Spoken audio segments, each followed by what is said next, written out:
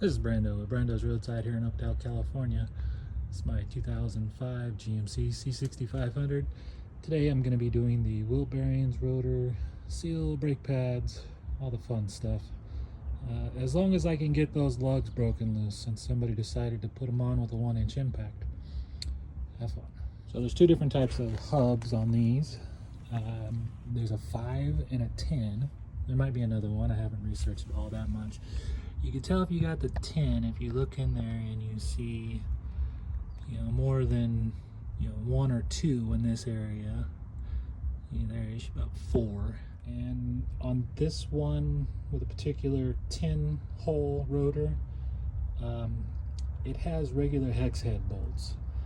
I don't know if the 5-lug version, it has a T60 Torx. I don't know if they changed that. There's some sort of TSB about the bolts. I'm not totally familiar with why that is. These lugs are 30 millimeter. I have a 30 millimeter 3/4 inch drive breaker bar. And like I said, somebody put these on with a 1-inch impact. I don't know if I'm gonna be able to get them off.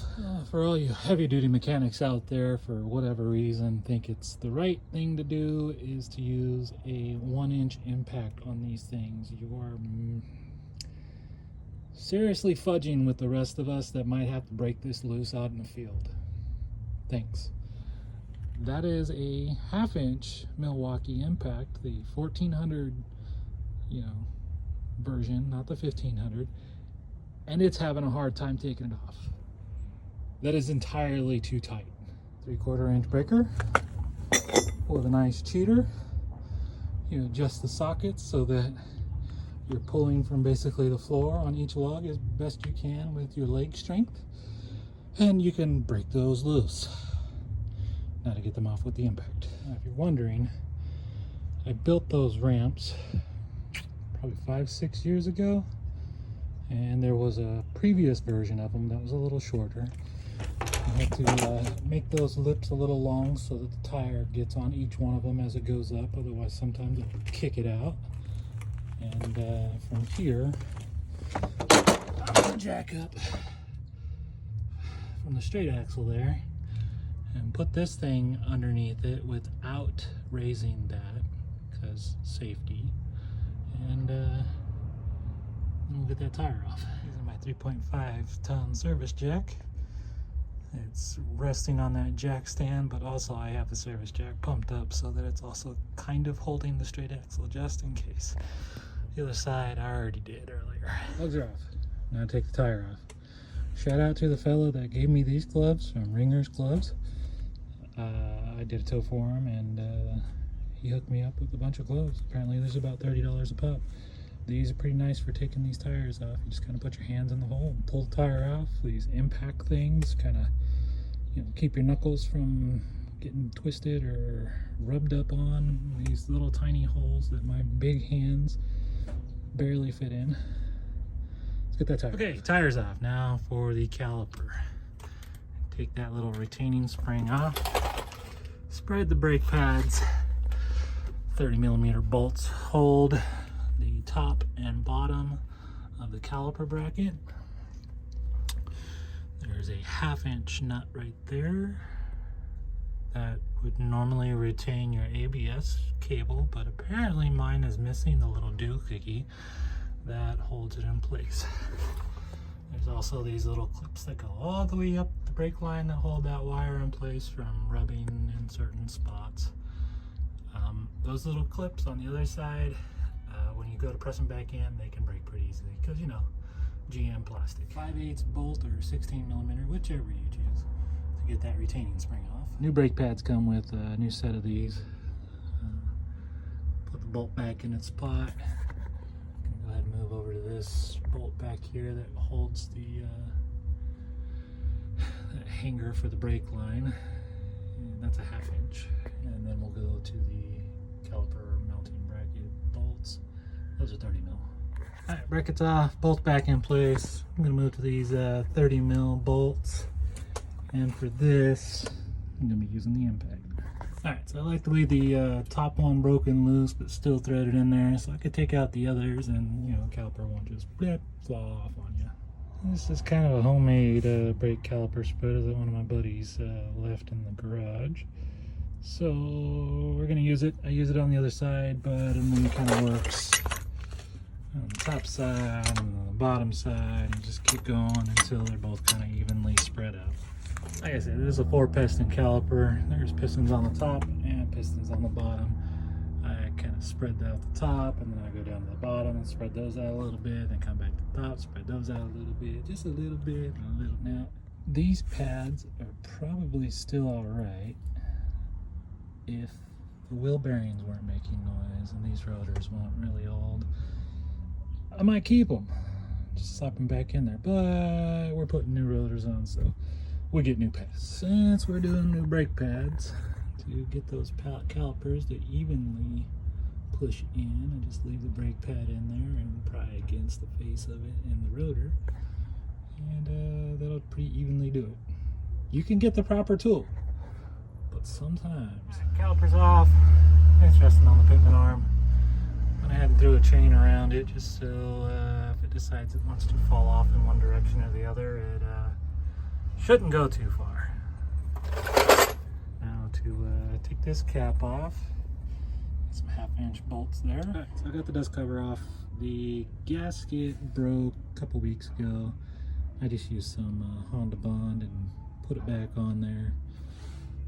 Looks like it squeezed out a little bit into that area, so we'll see about when we put it back together, using Honda Bond, being a little less generous with it.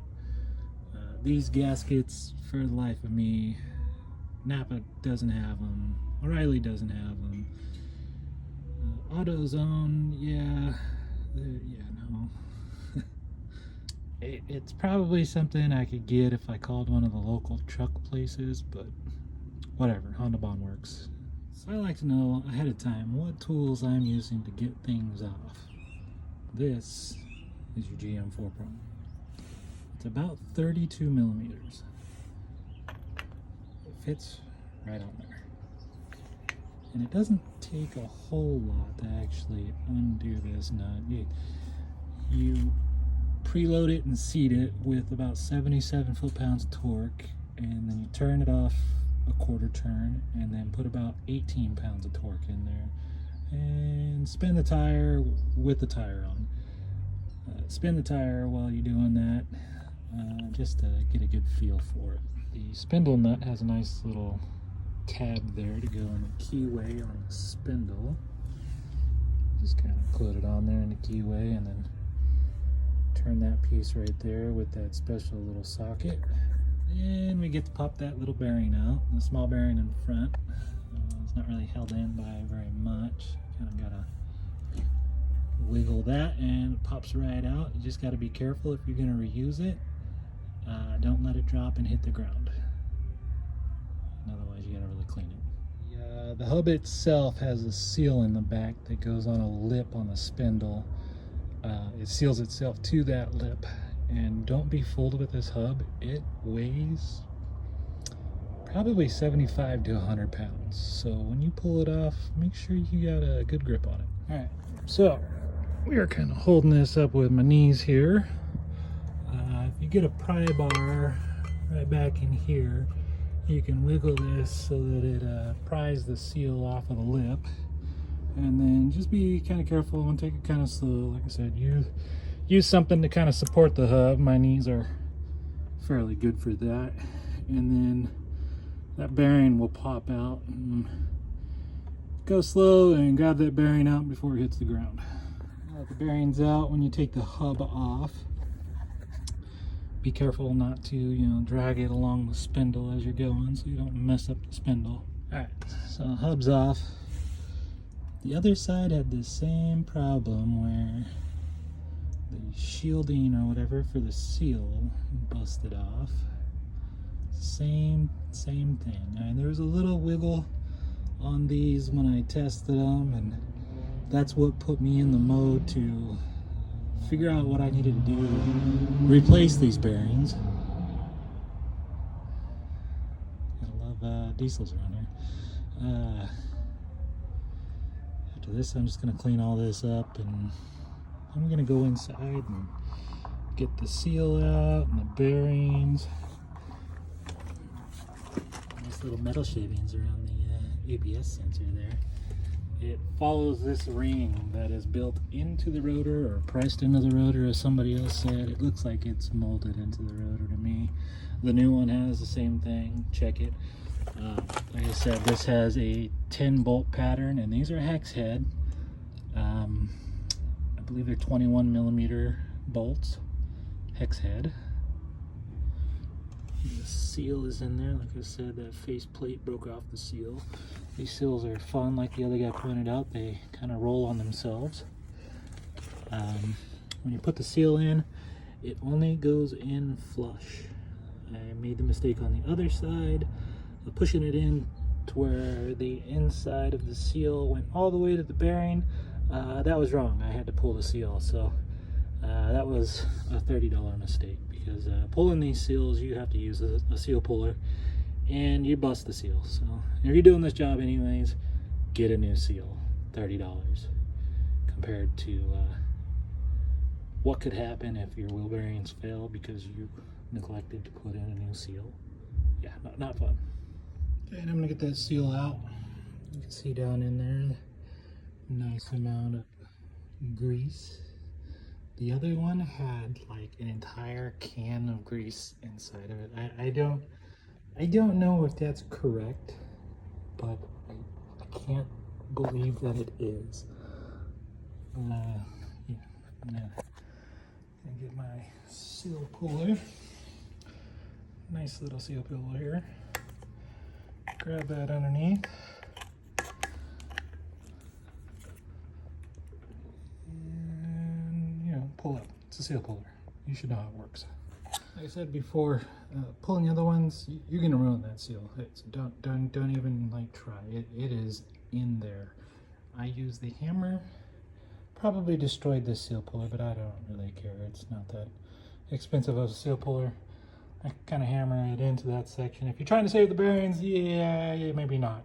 Yeah,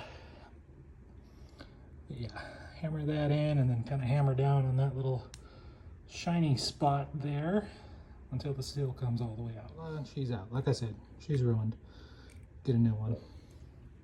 A lot of grease. A lot of grease. Definitely go to Costco if you can. Get one of these big things of shop towels, because you will go through them doing this job. While we're at it, this is the small bearing, precision bearing and seal. This is the seal you're looking for. It's the inner seal. There is no outer seal because the dust cover. This is the bearing cup. The small one comes with the cup in it as well. But the big one, you have to buy the bearing cup separate from the bearing itself. And I picked mine up at O'Reilly's. Probably get them at Napa as well. Or AutoZone, maybe. About AutoZone. And this is the big bearing. I have an extra seal because I wanted to get this job done today. And so I ruined one seal already on my first attempt. So I might as well have an extra one. And this is a shift selector seal. I gotta do that on another deal. But the tools, there's like a $20 one on Amazon. A lot of reviews say the threads break. I ain't trying to do that. And I might just take it to a shop and have it done, because they might have the $300 tool that does it properly. And depending on how much it is for them to do it, I may have them do it, or I'm buying a $300 tool. Grab yourself a shop towel, scoop that bad boy out of there, wrap it up if you're going to reuse it. I'm not reusing it. I have new ones. Like I said, a whole lot of grease. If you don't like grease, this is not a job for you. Just, just get in there. Oh. There's a lot of grease in there. I don't know if that's correct, or that's just accumulation of 250,000 miles, but yeah, that's a lot of grease. Okay, cleaned out that cavity. I talked to my buddy. He said, yeah, it's supposed to have that amount of grease in it. It's something you do when you put the hub back on and everything's kind of up there. Fill it with a grease gun. From here, I'm going to be knocking out that small bearing race. I'm flipping it over. Actually, I'm going to be taking off. I take off the rotor. All right, so I'm actually going to take off the rotor because that'll lessen the weight while I'm working with this thing. So 21 mil hex head.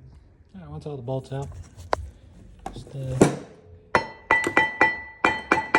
the rotor a little tap, a little tappy tap, and pull it out. And Harbor Freight has a nice little set of these race things. It actually got a different kit off Amazon. So I'm gonna bust this one, a 63 millimeter, right down in the hole, and just give it a good old whacking. So flip that bad boy over. We're going to get on that bearing race down there with a chisel and get that sucker out of there. Cheater pipe is what I used on the other side, the passenger one. But I made a stop at Harbor Freight this morning, picked up a chisel and that Icon bearing seal remover installer kit. Definitely chewed up the end of that chisel, but it's out. And I did this with the hub on the ground because doing it up here on the wood table, I think the wood on the table itself takes all the grunt out of using the hammer there on it, and it just doesn't allow you to get this thing out. An air hammer might be a better option. I just don't have one. All right, new bearing race in. It's a 96.9 driver. I tend to see on the other one that when I was trying to use the handle, it would flop the bearing in one side or the other. So I'm going to see about tapping it around as I go and see whether or not the handle is needed after that. So I tapped it in as far as I could go with just this piece, and now we're using the handle. That bad boy's fully seated in there. I used the other bearing race. Once it got down to a certain point, the seal driver seemed to get stuck. I had to take the handle off. Thankfully I was able to take the handle off and adjust it and pop it back out from the other side, and then I used the old race to drive the rest of the way. Alright, so grab the bearing, unscrew that bad boy.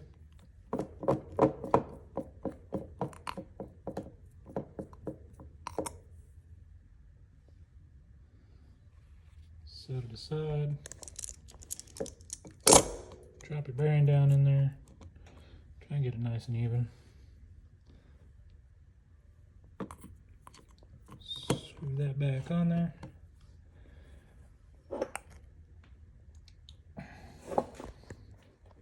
And press down until the grease comes out. Now screw it. Pull your bearing out.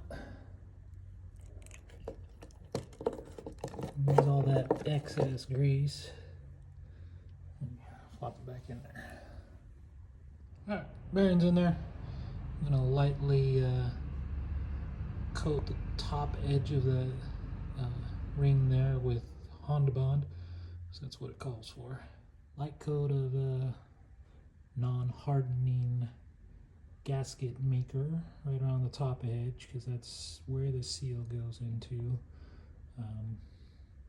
I'll wipe off the excess around the rim there, and then we'll get that seal in. Right. As my instructions said, to not only put the Honda Bond, but grab a little grease and throw some grease around the edge of the seal, and then drive it in. On the other one, I used this big bastard. It's 117.5 millimeter one that comes in the Icon kit.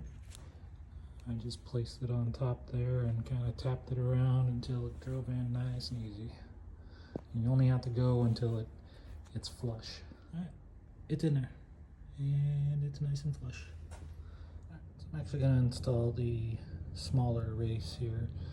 The way I got the passenger side one in was Here's the old race with the OTM seal driver, and I kind of got it stuck in there, but put down on there, tap it around so that it goes in nice and easy, and it got the other one in, so let's get this one in. Grease is in, greased. I recommend doing the small one before you do the big one. I did them out of order this time. Alright, now to put the new rotor on. Gotta clean some threads though. A little bit dirty. And then we blue Loctite them. 120 pounds of torque. Alright, so the snub goes down, and this requires 120 foot-pounds of torque, which doing on a free-floating hub is kind of, yeah. So I have my cheater pipe there, and it goes all the way across. Stick a foot in, take a knee, and get to work. Torqued. Recommend marking them with something. I had a carpenter's pencil, paint pen, probably what you want though. Clean the spindle area around the bolts and whatnot, the ABS thing.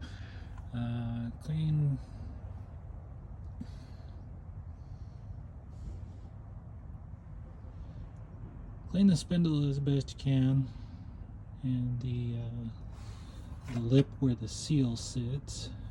Grease the spindle. Put a little bit of grease around that lip, and let's put the hub back on. Alright, this sucker's on there. Well, like butter.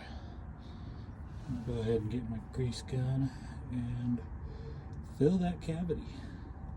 Alright, so loosely get that thing on there, and don't tighten it until you get the caliper assembly back on. Alright. So got the caliper on, brake pads installed, everything lined up.